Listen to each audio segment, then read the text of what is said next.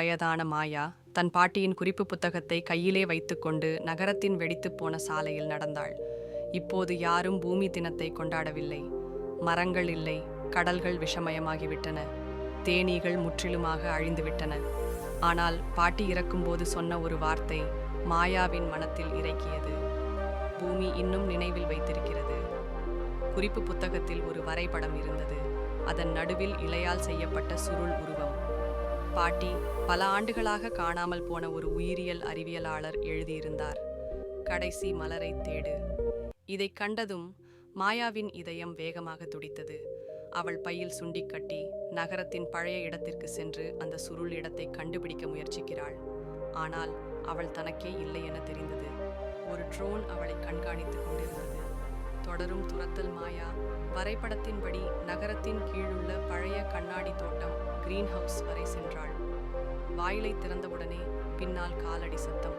ஒரு கருப்பு கோட் அணிந்த ஆண் அரசின் சின்னத்துடன் வந்தான். நீ சட்ட விரோதமாக உள்ளே வந்துள்ளாய் என்றான். மாயா ஓடினாள். வேர்கள் போர்த்திய வழிகளில் நாற்புறமும் கொடிகள் பரவியிருந்தன.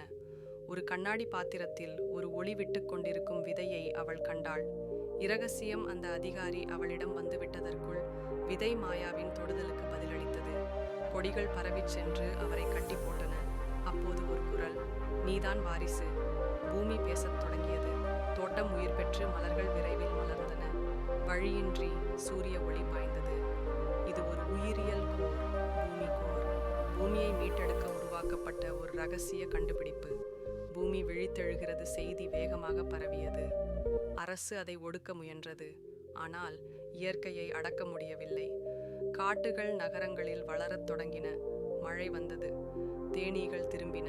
மக்கள் வெளியே வந்தனர். மாயா பூமியின் மறு உயிர்ப்பின் அடையாளமாக மாறினாள். அதன் பிறகு ஒவ்வொரு பூமி தினமும் உலகம் நினைத்து கொண்டது, ஒரு சிறுமி, ஒரு விதை, ஒரு குறிப்பு புத்தகம் உலகத்தை எப்படி மாற்றியது.